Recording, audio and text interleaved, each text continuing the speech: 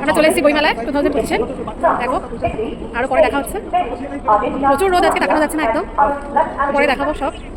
আগে বইমেলা হতো ময়দানে, এখন হয় সল্টলেকের সেন্ট্রাল পার্কে। এবারে বইমেলা হচ্ছে 28শে জানুয়ারি থেকে 9 ফেব্রুয়ারি পর্যন্ত, দুপুর 12টা থেকে রাত্রি 8টা পর্যন্ত। যারা যারা এখনও যাননি তারা ঘুরে আসুন, অবশ্যই ভালো লাগবে। অসংখ্য বইয়ের স্টল আছে এবছর। সামনে মেট্রো রয়েছে আর মেন এন্ট্রি রয়েছে, এটা 5 নম্বর গেট। আমরা এখান থেকে ঢুকেছিলাম, এখন প্রায় কটা বাজে, 1টার মতো বাজে, 1টা-1:30 বাজে। রোদ প্রচণ্ড উঠেছে, এখন ভিড় অনেক কম, যত টাইম যাবে তত ভিড় বাড়বে। এবারে বইমেলা যে থিমের ওপর আছে, যে কান্ট্রিকে রিপ্রেজেন্ট করছে জার্মানি, এটা হচ্ছে তাদের স্টল।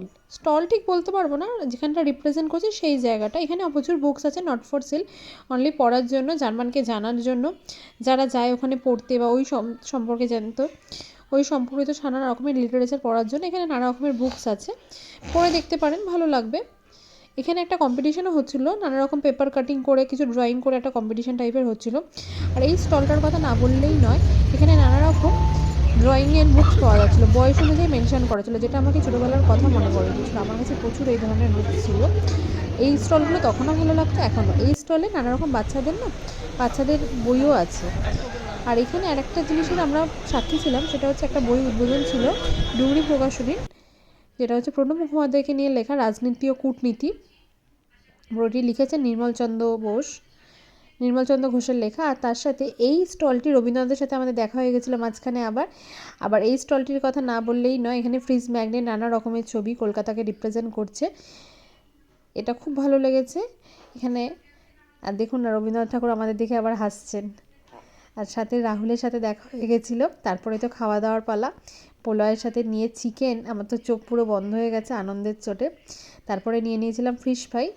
এই স্টলটা আমার খুব ভালো লেগেছে। ফিশ ফিঙ্গারটা পুরো মাছ ভর্তি, নিয়ে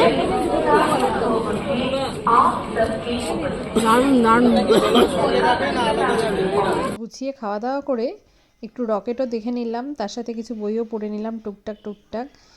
মাতৃশক্তি একটা স্টল ছিল, কিছু কিছু ভালো লাগার জিনিস ছিল। লাস্টে সন্তোষ ট্রফি দেখার জন্য ব্যবস্থা করা হয়েছিল সবার জন্য, এটা খুব ভালো হয়েছে।